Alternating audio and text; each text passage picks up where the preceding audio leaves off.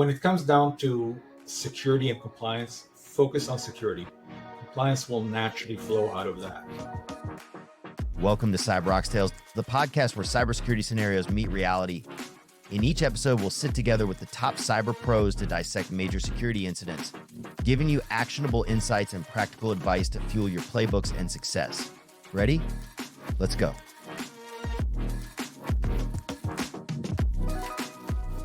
Hi, I'm Neatsun Ziv. I will be your host today at Oxtales. So today we've got with us Avishai Avivi. Avishai, why don't you introduce yourself?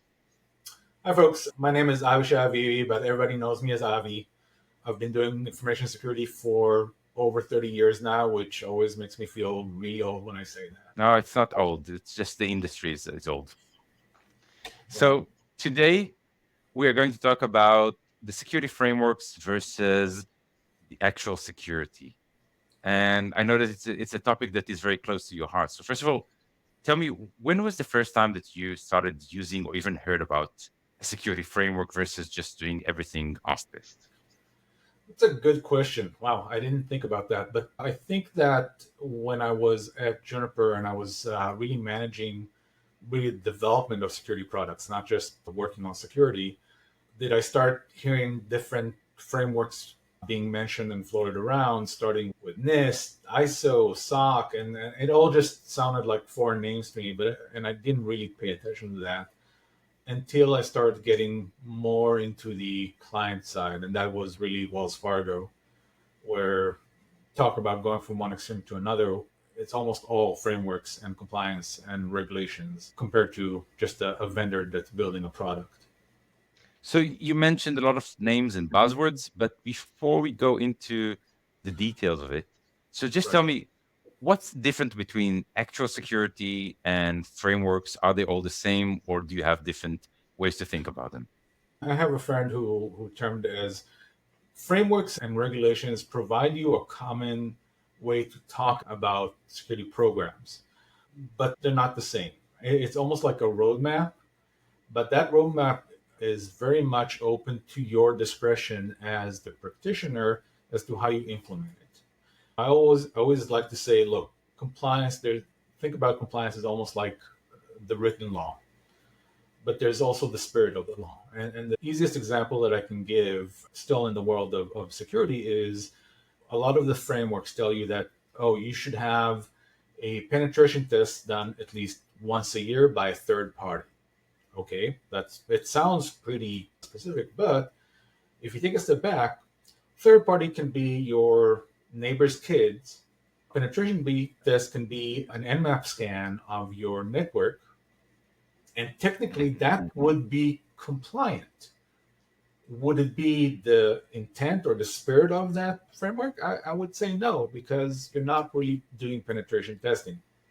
You're just doing some very high-level scan of your surface. I always like to, actually, when I joined SafeBreach, one of the things I did was I gave presentations, and it was about the spirit of compliance versus the letter of the compliance. I mentioned that example in it, but I also like to use an example that's outside the realm of information security. And my favorite example is Titanic, right? We all know what happened to the Titanic. It hit an iceberg, a lot of people died. And there's different reasons that are being floated, and the reality of it was really a perfect storm of bad things that happened. But not too many people know that the Titanic was in full compliance with the maritime law at the time. It actually exceeded the compliance requirement in terms of how many lifeboats were needed. And so the question is then, if it was compliant, why did so many people die? There's a couple of factors that went in, and that is compliance rarely is up to speed with the actual needs of the moment. And the best example, going back to the Titanic, is that the regulations that were written in terms of how many lifeboats should be on a boat were written about 10 years before the Titanic actually went out or was launched. And it was the category that dictated how many lifeboats was for a ship over 10,000 tons. Titanic was over 40,000 tons. So significantly larger. And so as a result, they didn't have enough. And the reason I'm using that is it's easy to then take this example and say, look, our current compliance requirements or regulations were written a few years back, and they haven't kept up pace with the current technology. And so, as an easy example, if you are an international company, you typically want to have the ISO 27001 certification. Mm-hmm. For those of you in the know, that's not the only number. It's colon 2013. Why is that? Because that's the year that the regulation has been actually solidified. So all the controls there, all the standards that are specified by that standard were written back in 2013. Now, there's been some updates since then, and we're just about to go into the next version, which I believe is going to be 2019 or 2021. Still, mind you, a few years back. So even this new regulation that we're going to be adapting is not going to be the most up to date. So, you're saying it, and what goes through my mind is 21. That doesn't sound too bad. But then I'm thinking, okay, since 21, we had COVID. COVID went away. We had some new things, some wars started. And when I'm thinking about it, again, in what changed, it's huge amounts. And this is just the real world, not cyber world, which is Correct. Way faster than the real Think world. about AI, think about different privacy regulations that came in and went to different areas. And so the challenge is, and I remember when I was head of information security architecture at Wells Fargo, cloud was just coming into kind of the fore, and regulators just didn't know how to deal with that. And so one of the challenges I think a lot of practitioners, especially young practitioners, is they focus too much on the compliance and not about making sure that your organization, your company is secure. And they just want to have those check marks that, oh, I have a firewall, I have an IPS, I have an identity and access management program. They don't really think about, okay, is it working correctly? Is it serving my company and protecting my company? As much as does it check off the box for the compliance for the framework that I'm looking at. Now, So, a stunning fact that I heard actually earlier today is that more than 95% of the data leaks that were published were actually for companies that had all the certifications. Now, when you think about it, it makes sense. Larger companies usually have those certificates, and those are the companies that have to report those breaches because some of them are traded and they need to do the public declaration. So it actually makes sense. Yeah, and it's sad because again, there's a focus, I think, an unnecessary focus on the compliance part, on getting I wouldn't call it the rubber stamp as much as the I am ISO certified, or I do have a SOC 2 or SOC 1, depending, each has its own purposes. But at the end of the day, again, what's behind that? Does it make sense for you? Number one, does it make sense for you to actually have this particular certification?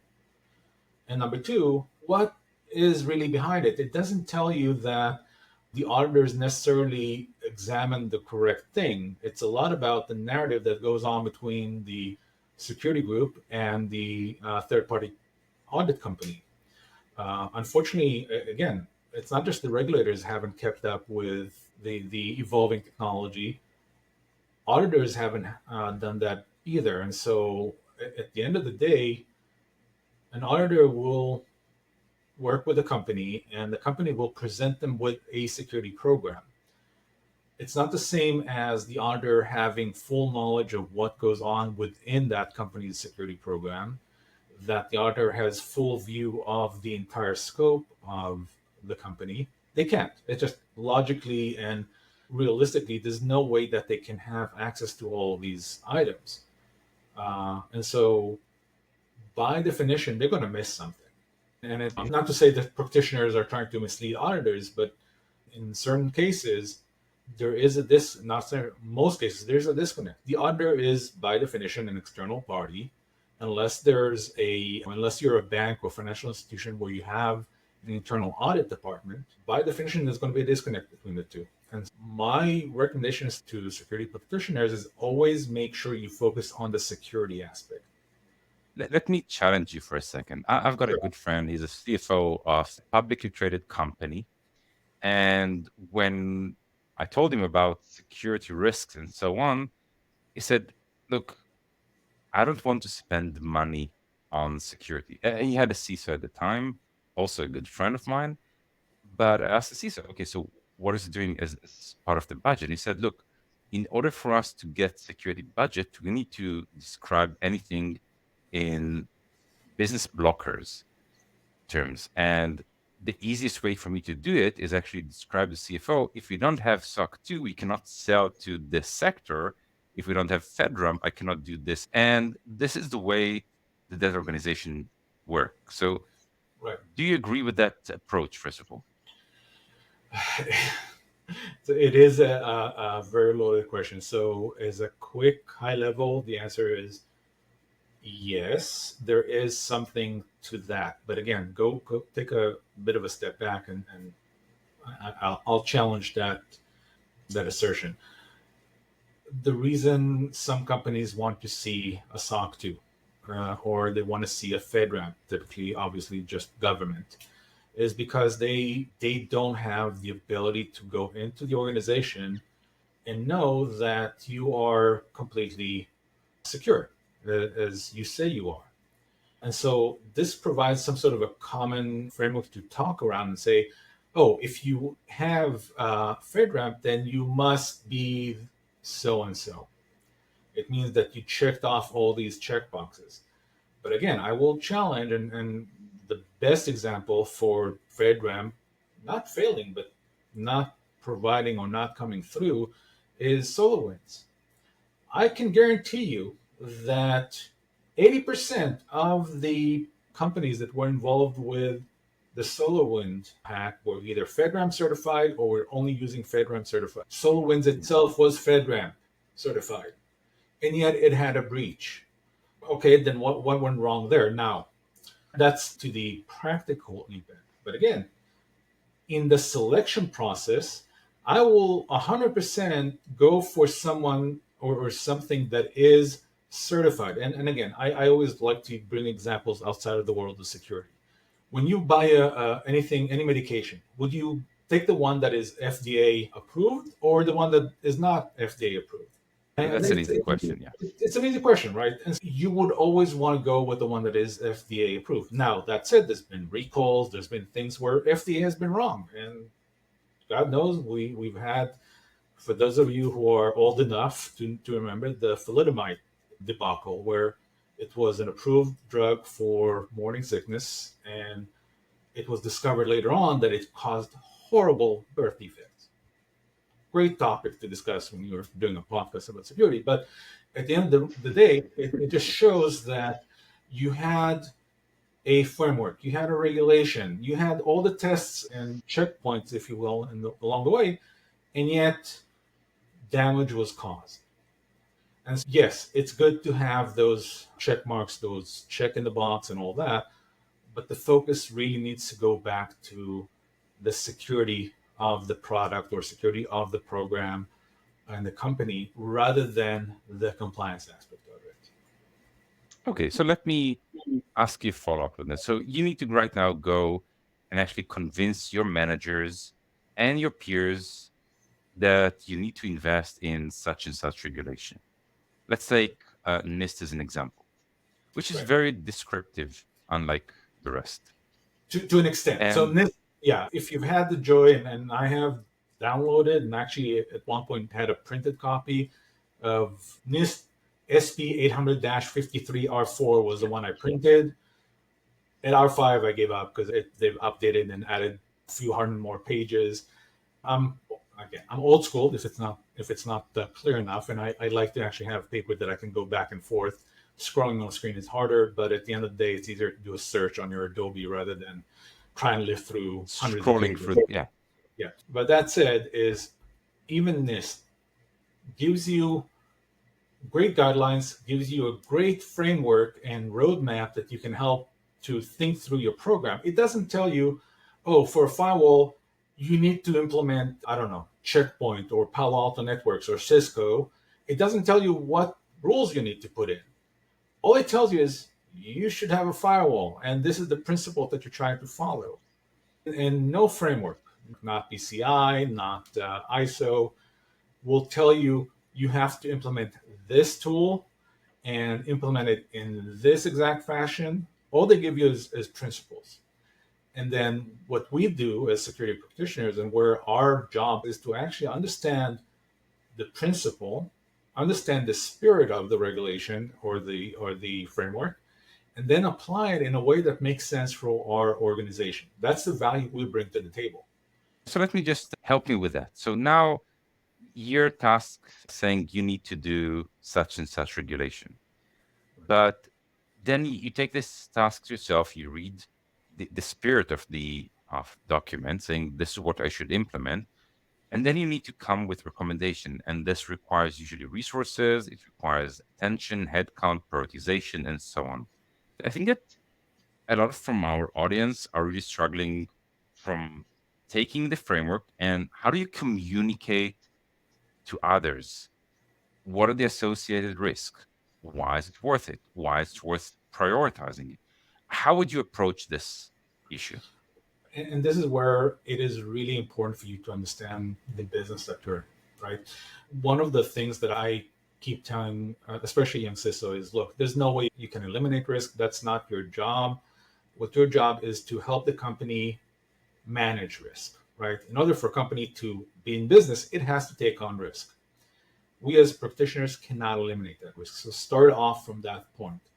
Then understand what the business is doing and try to understand how the risk translates from a technical point of view to a business point of view.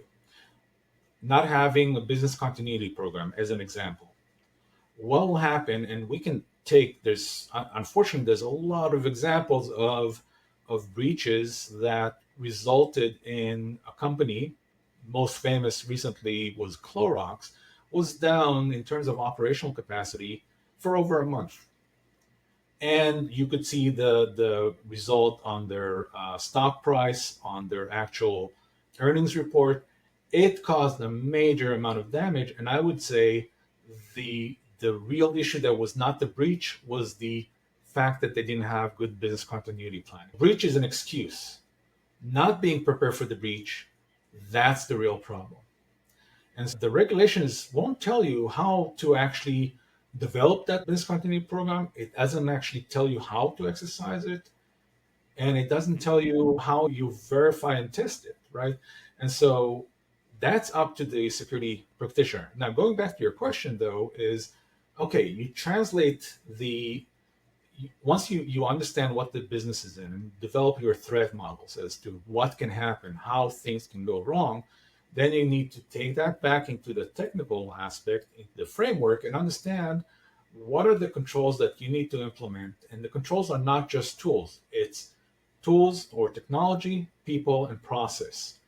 And again, if I think about young CISOs or people who are just starting out, they typically focus on one thing over another. Typically, it's over tools rather than anything else. Very rarely do they focus on the process. It's the next big thing that they'll focus on is people. I want to have so many people in this group, so many people in that team, so many people in that team. Not really thinking about that it's a holistic problem that you need to think about and consider from all angles. So having all the tools in the world but no one to operate them, very problematic. Having all the people in the world but no process to guide them on how they do things and how they operate through breach or potential attack, another problem, right? So they all need to work together. And again, if you're implementing a control or any type of security measure, make sure that it actually matches the problem that you're trying to solve. So would it make sense to actually say that taking the regulation, I would say, document is a good way to fill your risk registry with pointers instead of thinking about them one by one. And then you still need to go through the same process from eliminating them from your risk registry. The answer is, as I tend to say, always it depends. So the frameworks and the regulations are great to give you a way of thinking through the different aspect of your program. And then that will build your risk registry and will also help you or help inform your approach on addressing those different risks. Again, there's a lot of translation, especially for CISOs, between the technical aspects of the security program and the business aspects of the security program. You always want to make sure that you keep all those in mind. There's everything we do is trade-offs. Investing in tools versus investing in people versus developing more coherent processes is not as simple as it's not as formulaic as we'd want it to be. Otherwise, we can all be replaced by a script, right, or Chat GPT. The reality of it is you need to bring in so many different factors as you are building a program to really make them all make sense. I'll give you an example. A company that doesn't deal in PII, investing a lot of effort and resources and tools in DLP tools doesn't make a whole lot of sense. Now, back to your earlier question, some customers will say, oh, you have no DLP, then we don't want to deal with you.